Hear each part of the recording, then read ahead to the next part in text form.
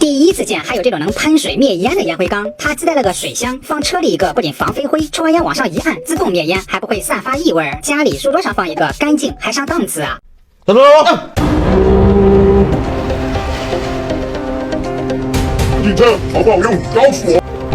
进来了，哇，那喷水的烟灰缸，还是头一次看见哦。这个烟灰缸的底壳是塑料的啊，这个就是水箱，把烟头顶住这里，它就会喷水啊。咱们装水试一下啊。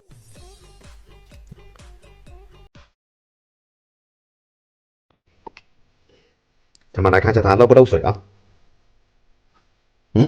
也不漏水啊，可以啊。接下来试一下啊。灭了。再给你们看一下这个细节啊。熄了，可以啊。